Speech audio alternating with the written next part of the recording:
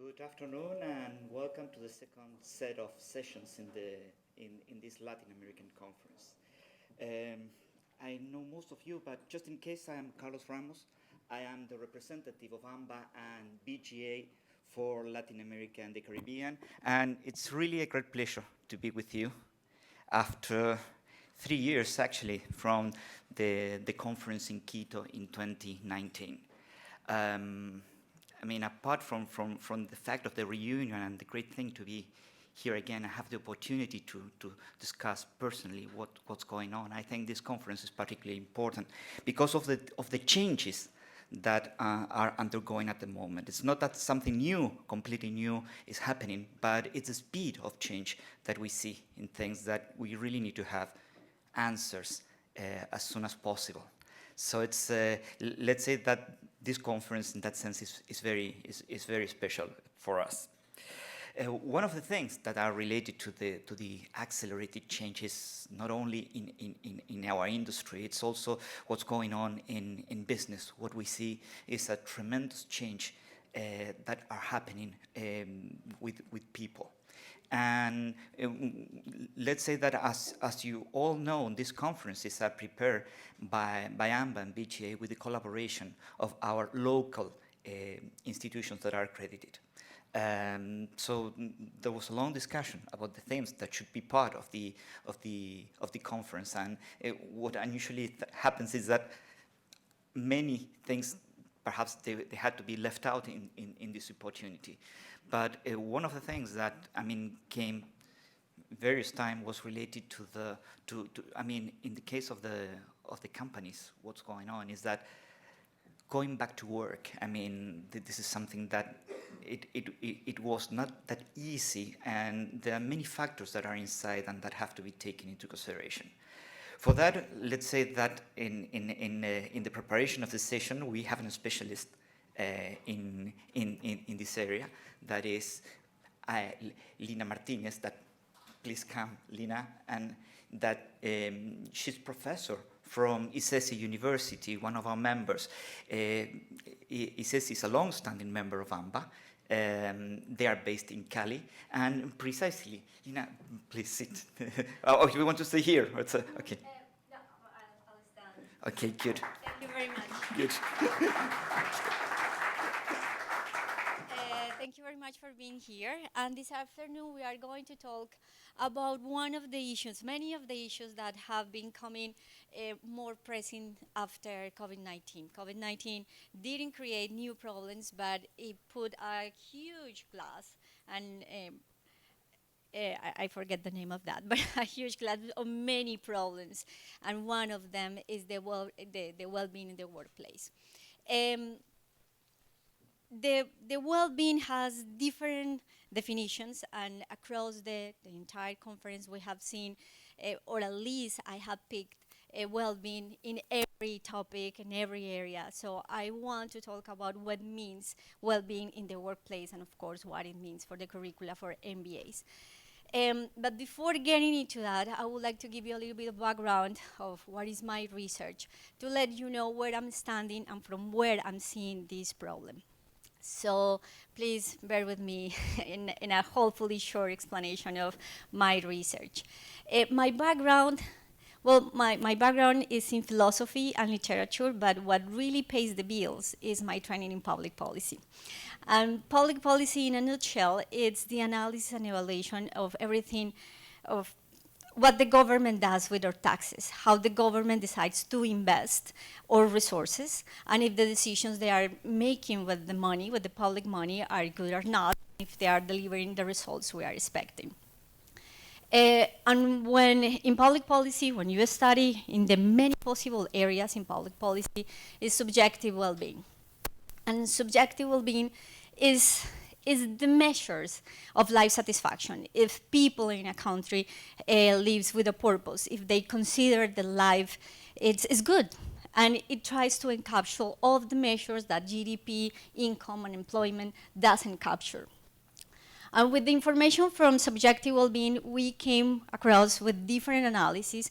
One of those analyses are the countries who are the people who is very happy in a country, despite or as a consequence of GDP. And we have, for instance, very rich countries like Korea or Japan who has very high standards of living and high GDP, but people is not that happy. People is not satisfied. Very high rates of mental health issues and very high rates of suicides.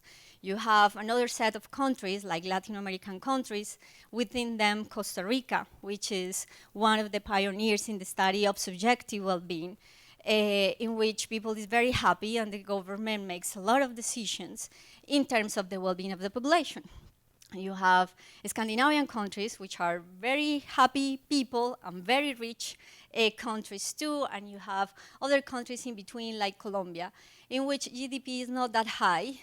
We have crime, we have corruption, we have a bunch of problems, but people is very happy.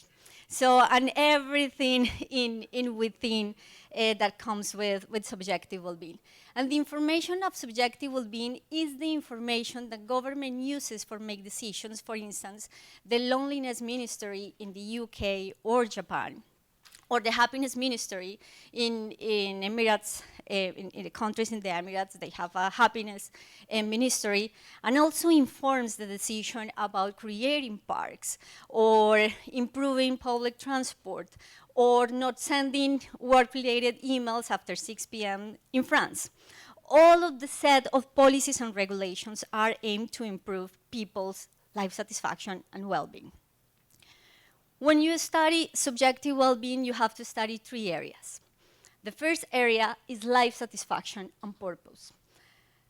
And we measure life satisfaction and purpose with a very simple question. The typical question is, and please think on this question, is scale 0 to 10, how satisfied are you with your life?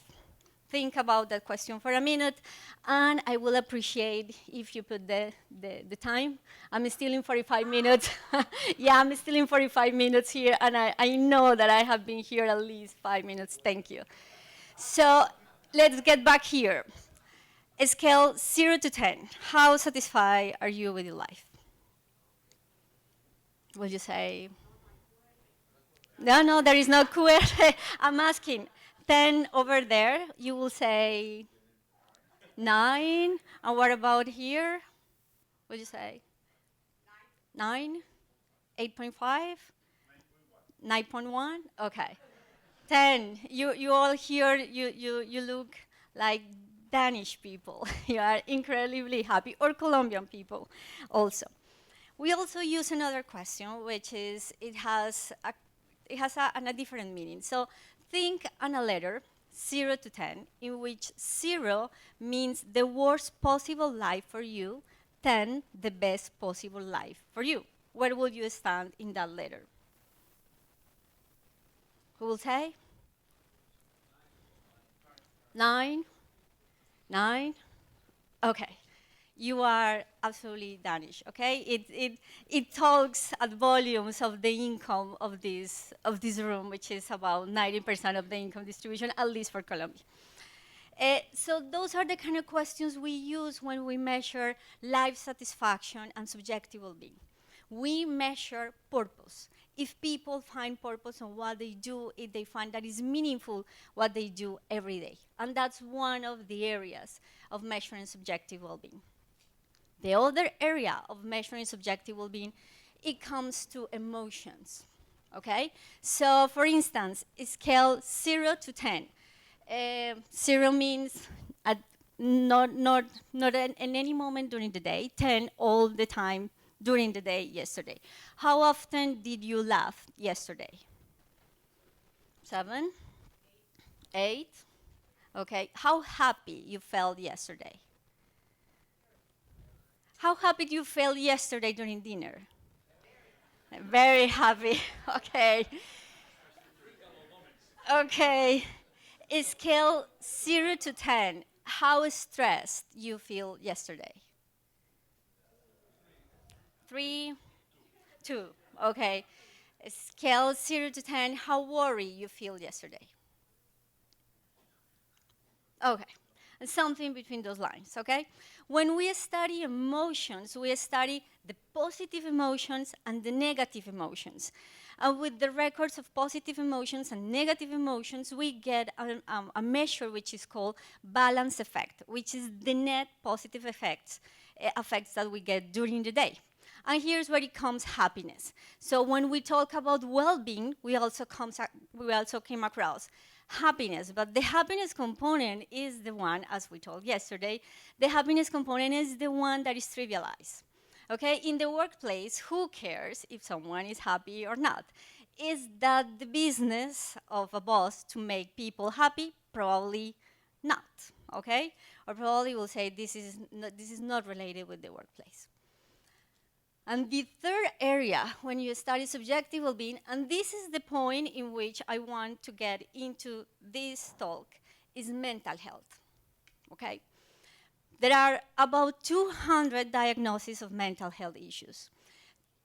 Stress, depression, and anxiety are the most common among the population, and that affects our productivity. Who is able to work with anxiety? Who will be able to work in an episode of depression? Okay.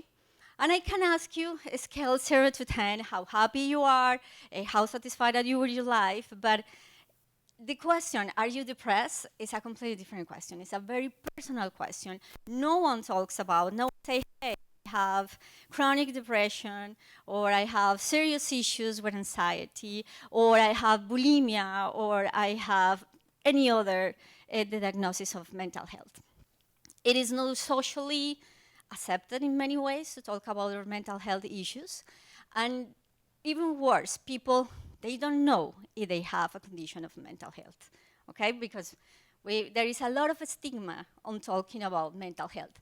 And by the way, the Ministry of Loneliness, what is aimed to tackle is the problems with mental health and loneliness, because loneliness is the down payment for depression and for many other mental health issues. So being mental health, one of the components in which I study subjective well-being, I want to place you this in this conversation about mental health. Great about the happiness, the purpose, great about the emotions, but our emotions and our subjective well-being in terms of the purpose we have is a byproduct of our mental health. If we have a stable emotional states, more likely we will feel happy the day before. We will be able to have more coping mechanisms to reduce stress, and we will have more purpose in life. So mental health is the byproduct of the happiness and all the other outcomes we pursue in the industry. So this is the place that I want to place you in this conversation, okay? The well-being in terms of the mental health of the people in the workplace, and why that is important, and why that should be important for placing that issue in the MBA curricula. So I will start giving you a little bit of survey of all the major outlets when we go and we want to see our productivity, good practices, what the industry is doing. Probably we'll go to Gallup, to McKinsey, Deloitte, Harvard Business Review. So I'm going to give you a little bit of survey of what is going on in terms of subjective well-being and well-being in the workplace. When you get into these kind of entries about well-being, you will find different areas. The first one and the major one is well-being in the workplace, which could mean different things. And it means, for instance, one of the areas in which is more prevalent is research is underrepresented employees, vulnerable populations. And one of the most vulnerable populations for mental health are the C generations, the centennials, right? The rates of mental health, stress, depression, anxiety within centennials are easily double for millennials or for G or for baby boomers. And that means another type of treatment within the industry. Another issue you will find a lot is women, and you will find a burnout, and you will find stress. And everything comes together about the well-being in the workplace. I have been studying subjective well-being for about 10 years.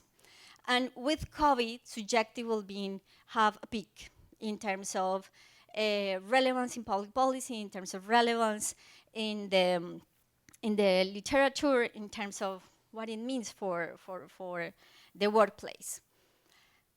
And one of the reasons this is becoming so important, and we are seeing everywhere headlines with subjective well-being, one of the reasons for this is this one. There is a 25% increase in anxiety and depression worldwide. And this is the type of the iceberg, and I will explain a little bit why is the type of the iceberg. This 25%, this number, comes from clinical diagnosis. Do you know how many people in this country, or any country in Latin America, has gone through an appointment with a specialist to get a diagnosis about a mental health issues? 1%, 2%. And one of the reasons for that is the low investment of the public health in mental health issues. From all the investment on health, the government only uses 2% of all their investment for mental health issues. That's why getting an appointment with a psychologist, with a psychiatrist, is very difficult. It will take 6 months, and the follow-up appointment, it will take probably another year. And most of the resources that the government use and the public system use is medication. You can get a medication for depression from the general doctor, okay? You don't need to go to a psychiatrist or a psychologist to get medication. So this is the information, this is the information we get from developed countries about an increase of 25%. But in this country, for instance, the increase, it could be way, way, way high, but we don't know by how much. We don't know if it's 50%, 40%, because we don't have a system that measures what is happening with the mental health state of the population.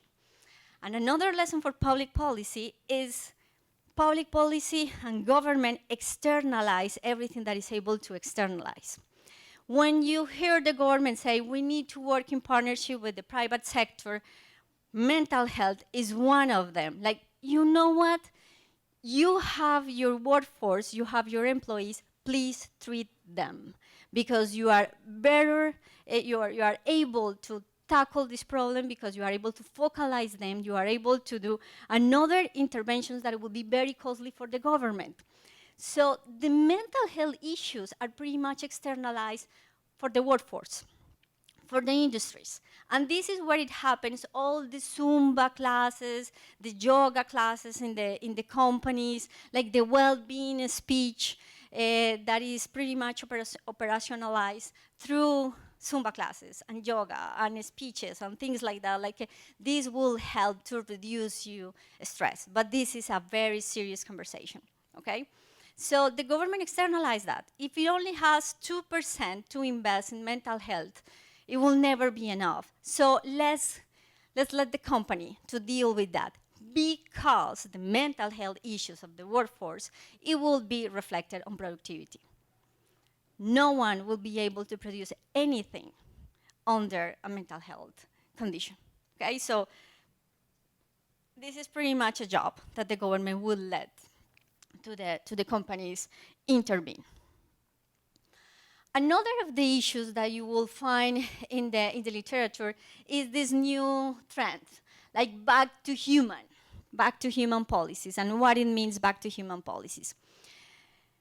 In the OB literature, pretty much you will find that before COVID, it was a cost efficiency treadmill, which is reflected into productivity. How we can produce more with less resources, how we can produce the same thing with less employees, in less time, whatever, everything that boils down into productivity.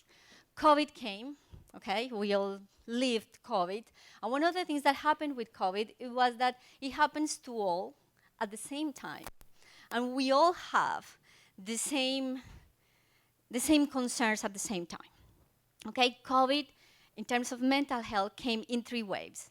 The first wave was the fear when we get into lockdown and people started to die, and we see all the rates of people dying very fast across the globe. That was pretty much fear, what we felt at that moment, and a generalized anxiety. I can leave my home. If I touch something, I will get COVID. If I get COVID, I don't know if I will die. Okay, that was the first wave, which pretty much reflected into anxiety and fear. The second wave came with the economic consequences. People losing their jobs, the high rates of unemployment, the government being unable to cope with all the consequences, the economic consequences that COVID had, and people experienced those economic consequences in different ways. And the third wave of mental health, which is the wave with the long-lasting effects, and which is the wave that is capturing the World Health Organizations and all the ministries of health around the world, is the problems in mental health. And here's where it comes, the divorce rates, okay? And here's where it comes, people not wanting to come to work again. Here is people asking, I want to have more flexibility. I wouldn't like to get back to the office. I would rather to do things differently. And pretty much we are coping with some sort of a mental health problem after COVID. And this is the long-lasting effect of COVID. And it's very expensive. If you want to get in terms of money, the incapacity, I don't know if that's the technical term, but when you are unable to get to work and the company has to pay sick leave. Sick leave for a physical condition is by far cheaper than a sick leave for a mental health issue. A sick leave, if you've broken your arm, it will be 2 or 3 weeks. But a sick leave, if you have a mental health condition, it will be 6 months, 7 months, 8 months, which represents a lot of money for companies. And you don't know that people when will be able to function properly, to get back to work and be productive. So this back to human is challenging a new paradigm, and this new paradigm is going to back to human leaders. And the other issue is the moral concerns about a company overall impact on society. We have heard that during the whole conference, how we measure impact, how we promote a more sustainable society, what we heard this morning about Costa Rica, what I think we are going to hear after this talk is how we promote an impact in society. And this is a discourse that is very sensible for the younger generation. The younger generation, it's not willing to work for only a salary. They need to make a big impact on society. I want to promote something different. And these is moral concerns of the company are becoming more and more relevant in the general speech, in the general narrative of the workplace.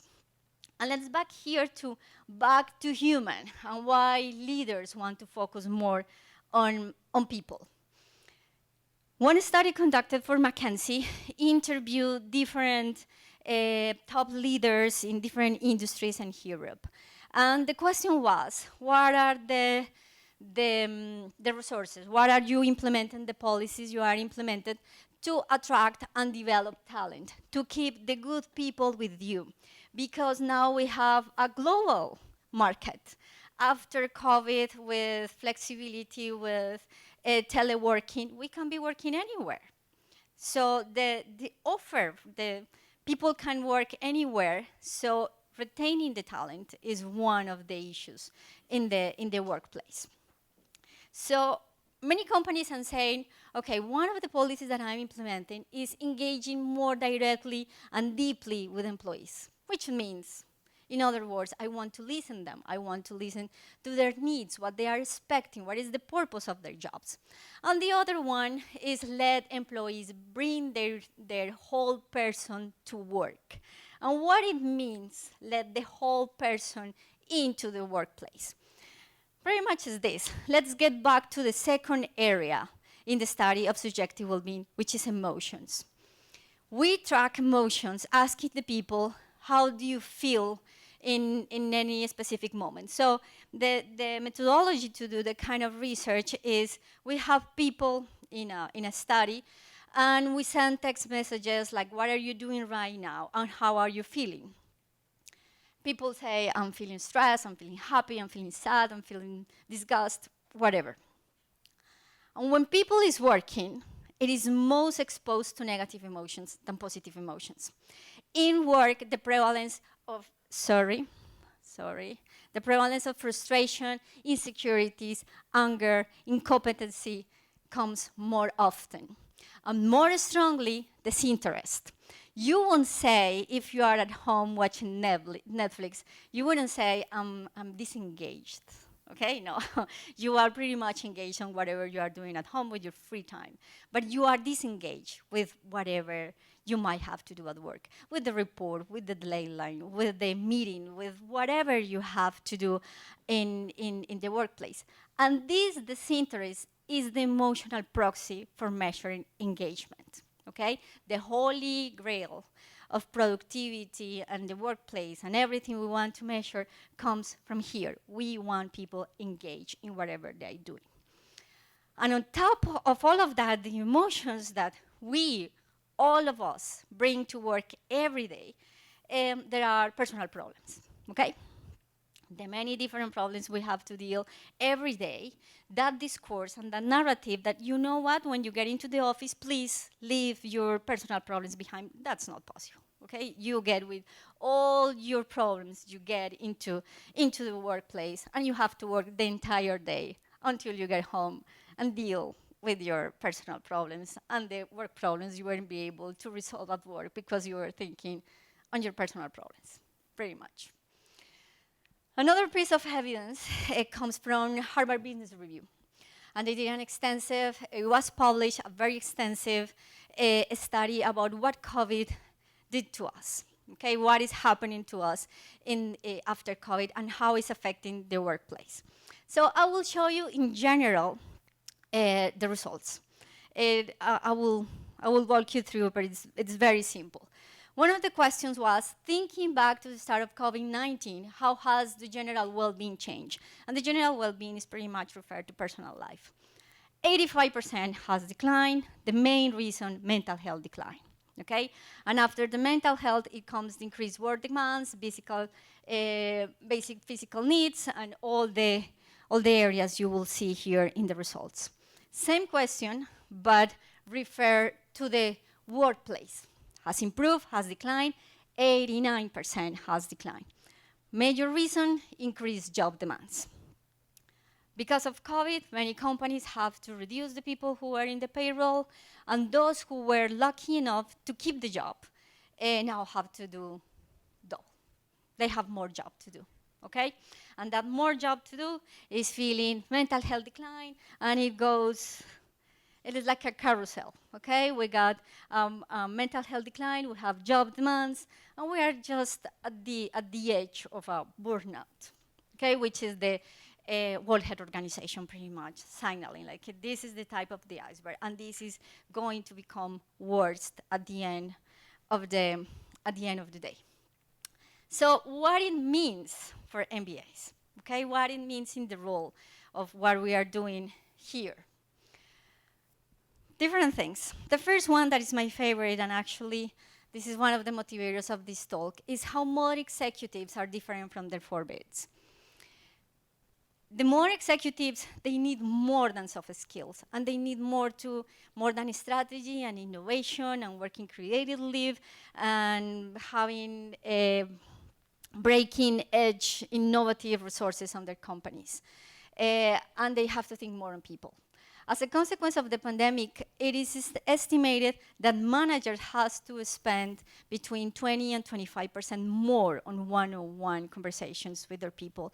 And usually those one-on-one conversations with their employees means mental health issues or means emotional problems. Like sitting with the people and the people who is getting through a divorce or is getting through a difficult situation at home or whatever, those conversations boils down to emotions. And if you are, I will say, if I am the manager and I have to talk with other people about their emotions and I have my own emotions, okay, how can I deal with that, okay? The other part of the literature shows, we can call it hard skills, soft skills, whatever, but just let's have an agreement that soft skills is pretty much the way you manage your emotions and you are able to have the agency and the self-efficacy for doing things. Um, but there is another narrative of empathy, motivation, resilience, purpose, inclusion. And how you get into that narrative with a workforce with such a low educational attainment like the workforce in Latin America. In 2019, the only 12% of the people who was in the formal sector in Colombia had a higher education attainment. How you can have a conversation about resilience with a person who is on average 10 years of education. You can have this narrative with people who is educated, but the people who will benefit the most for knowing this is the people with the lower educational attainment. And as I said before, the government is pretty much externalizing that, okay? Companies, please solve that. Teach the people what are soft skills and how they can improve and how they can be used in the work market. There is also changes in the company structure. This is not working anymore, but I'm show you here. Company structure, chief impact officer. That guy is the one that measures the social impact that here we are talking about. Okay, how we impact the communities, the poor people, how we have a real change in the different communities where the MBA has any kind of work. There is another one, I really like this one, chief happiness officers, okay? Those chief happiness officers, they are not doing the retreat for yoga and they are not doing the Zumba classes. It's people who is very sensitive to mental health issues.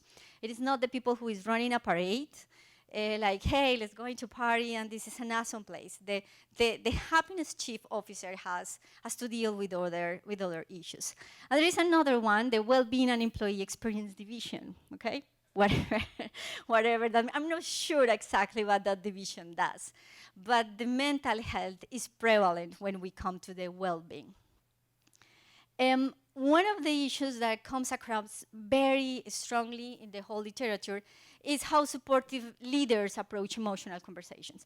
This is very difficult. I mean, if it's difficult to have an emotional conversation with your partners, with your children, now imagine to have an emotional conversation with an employee, with someone who is completely unrelated to our daily experience.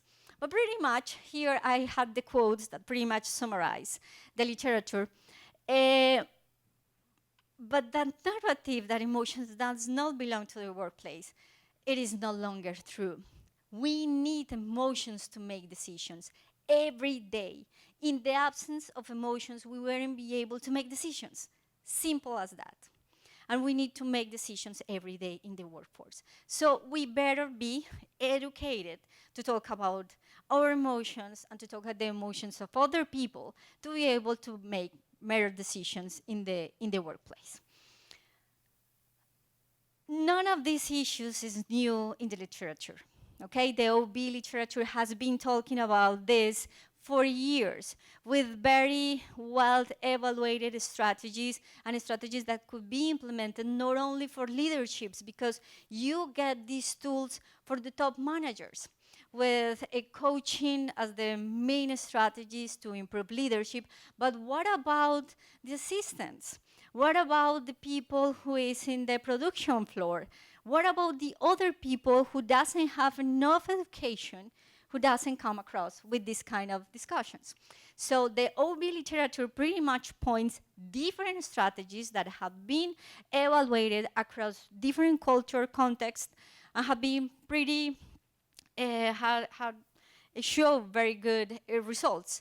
But as you probably are aware of that, not everything that we get the time to do research and get published is not implemented. This is the well-being, the whole well-being, the positive psychology capital, for instance. It's not something that we implement in the companies. And I don't know, because this is my first time in an MBA or something like this conference, so I don't know exactly what is much in the curricula. And I don't know if those conversations are part of the curricula in an MBA. In my humble opinion, they should be, because that makes part of what we need to manage. And last but not least, there is a huge industry about well-being. This is the well-being corporate wellness market size with the projections to 2030. It's huge. It has an important increase after COVID. Actually, this life of business before COVID, it wasn't that big. It was pretty much concentrated in United States, maybe China. But after COVID, is increasing because the companies are demanding the help or someone else who is able to deal with a more comprehensive way the well-being in the corporate world. Now, those well-being programs might be the Zumba class, the yoga, the get-together, the parade. They are probably not very comprehensive in terms of the promoting a positive psychological capital within the company, okay? So probably like 10, 15 years ago, a manager will have to deal with an industry of technology, for instance. In a very short period of time, they will have to deal with another market, which is the well-being market. Okay, how we can promote the well-being of the population, because it is very important for productivity, for sales, and for all the outcomes, the market outcomes that any business is looking forward and is looking to promote. And with this note, I will leave 15 minutes for questions. So any questions, comments are very much welcome.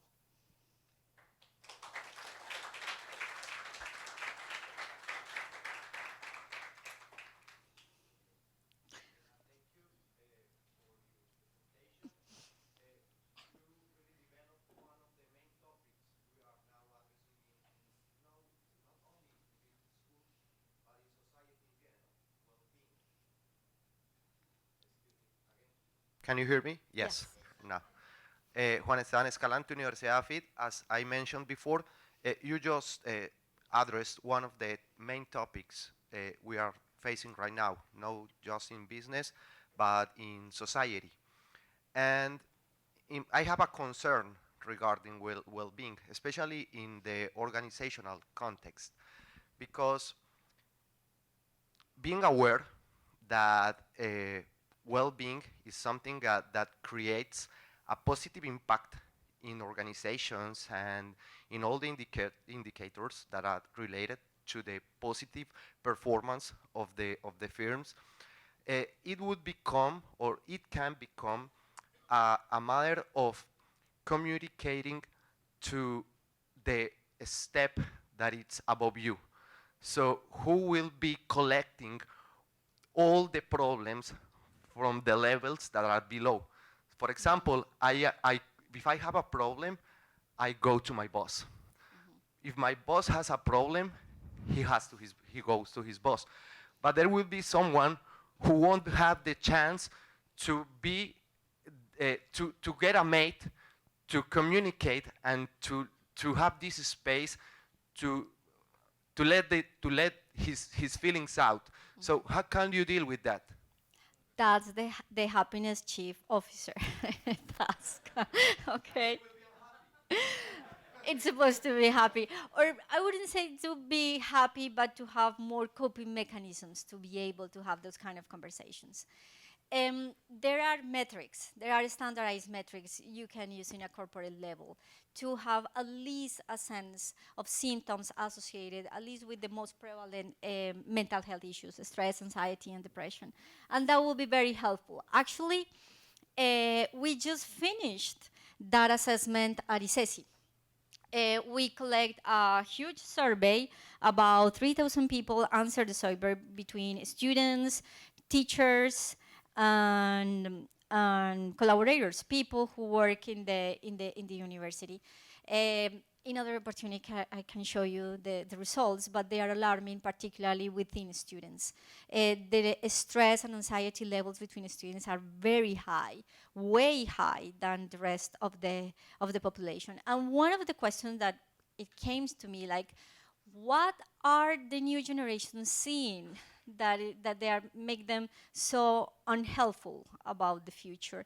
They don't see much hope about what is in front of them. So what we have done too, okay? Because in some way we are responsible for what they are seeing.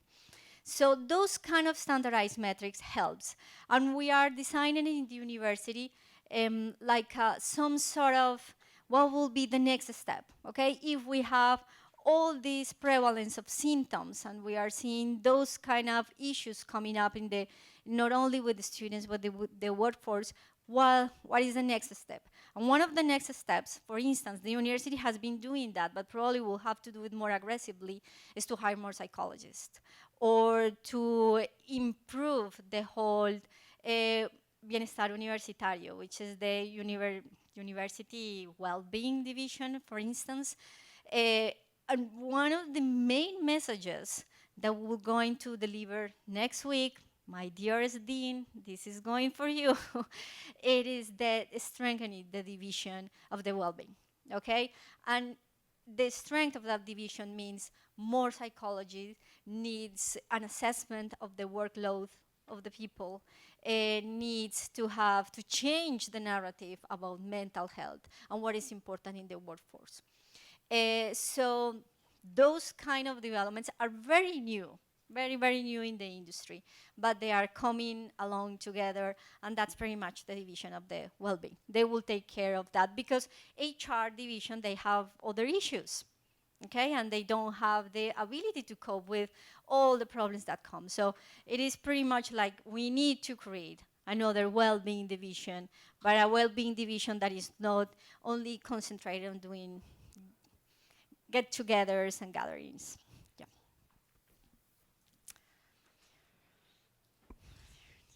Thank you, Lina. Great to hear you here. Um, you said that centennials or young people, young fellows, have more problems related to mental issues and emotional things. Why people? Why young? What is your hypothesis about the why young people are more fragile, are not strong enough, to put it in some way, in comparison to old people that probably now, and we have that with our students. They are. Alejandro was mentioning yesterday the thing with effort, with frustration, is not the same as we had to deal with that before. So what is your explanation of this phenomenon? Okay. There are different factors. The first one, and probably it is that came more strongly in the literature, is the impact of screens and smartphones for the native, digital native, which is the youngest.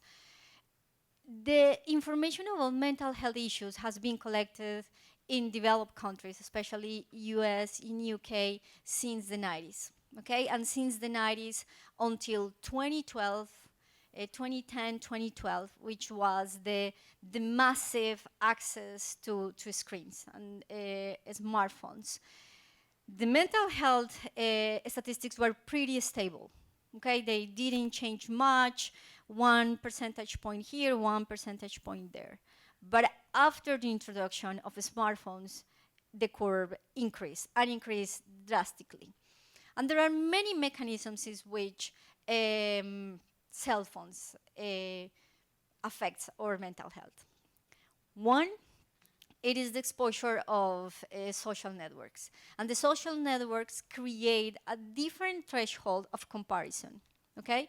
With social network, I can compare myself with Kim Kardashian in terms of wealth and beauty. And she exposed, and not only Kim Kardashian, but the other Kardashians too, but the other people in the ecosystem, they share information that it seems natural. It seems natural to be part of the very, very, very 0.1% of the humanity, okay? Because you don't have that kind of beauty, you don't have that kind of income. So social network, with all the good things that it has changed the thresholds for comparisons. And we are always comparing ourselves up. And this is particularly true for women, especially for beauty. Or please tell me the 20% of women in this room, if you haven't feel like you compare yourself when you see an advertisement, or when you go to you go to Instagram and you see a beautiful woman, you say, I would like to look like that. Even unconsciously, we are comparing quite often with other roles. The other reason in which the use of screens affects the mental health, it creates isolations. And pretty much all the connections are through the cell phone. The new generations, they are not eloquent, articulated on their discourses, because everything is through an emoji or a text or 10, 100 characters, and that affects the ability to communicate. And if that affects the ability to communicate, it affects your ability to create relationships. As a particular statistics, just to spice things up here, the younger generation, historically, is a generation that has less sexual activity in the history, okay? And I think that one of the reasons is, if you don't pass WhatsApp, how you can build that kind of relationship that gets you to sexual activity. Okay, everything gets into the cell phone and the kind of interactions. And that creates loneliness. You are not able to have face-to-face conversations. And this is my perception, because I teach happiness and well-being in the university, and much of my students are 20-something students, and there are people who is not able to take what they want from life. They are very introverted, they are not able to speak up their ideas, they are not able to defend articulately what they think, and that's because they are not exposed to the need to talk. Okay, they can't condensate everything through an emoji. And it's harming the way we communicate. And it's harming the way the people can build the whole psychological structure, the positive, I forget the term, but in general, you get the idea. Okay, I was going to say something else, but I forget the name. Yeah. Thank you for your presentation and commenting on it. I would invite you all to read this recent book that in English is called The Coddling of the American Mind. In Spanish is La Transformación de la Mente Moderna. But this is a recent book where the authors, I think the names are Lukianoff and Haidt, they expose 3 ideas of why young generations are experiencing this lack of well-being, and why there is so much struggle and anxiety and movement, social disorder within the campuses of the universities. I think it's very worth reading this book, because they expose, Enrique's, some sort of hypothesis of why young generations are facing this lack of happiness in relation to 3 main ideas that they expose in the book. Is the coddling of the American mind. Okay, thank you. Yep. We have a couple of minutes more. Well, you make a very nice presentation. Thank I you. have a curiosity. I mean, you asked some questions at the beginning. I don't know if the answer have some bias, but it sounds that the deans or presidents or rectors are very happy. But my curiosity is, what about the professors? You say that you have some information in your university that you are not sharing with us. Perhaps you have information about, let's say, the university sector in terms of professors, Okay.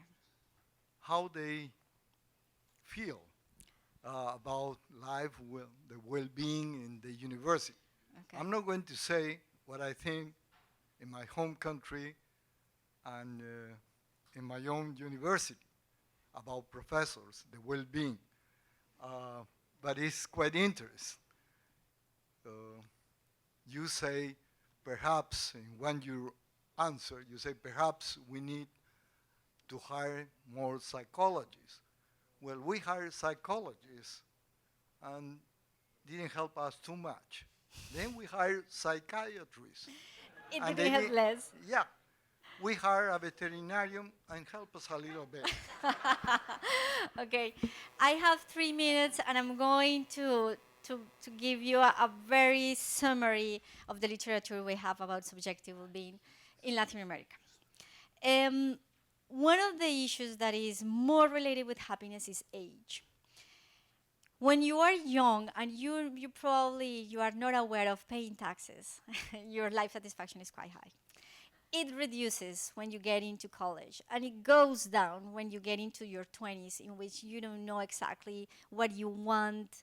You don't know if you are going to find a job, you are going to able to move out of your parents' house, because the 20s is a decade which is very disorientating in general.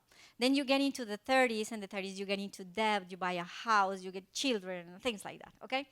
Once you are able of you're rid of some debt and things like that, there is a U-shape on happiness.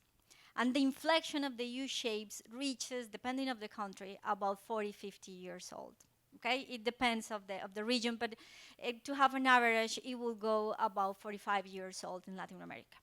When you get to the 45 years old and you have passed your middle age crisis, okay, you are ready to pick up in your happiness curve, okay?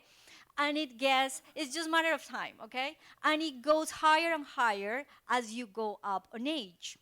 Actually, the people during the pandemic that has the lower impacts in terms of the subjective well-being were the people in 60s and 50s, even though they were more threatened by COVID. But in terms of anxiety and stress, they were less affected than the younger population.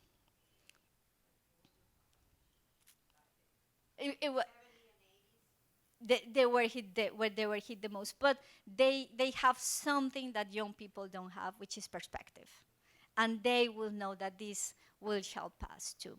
Also, when you are in the 40s, 50s, probably you are in the right track of your career, you already know what you want to do, you are making meaningful strides in your career, hopefully, so they will give you purpose, and you are not working anymore for money, but you are working for something that moves you, that creates purpose, that gets you out of the bed every day, okay?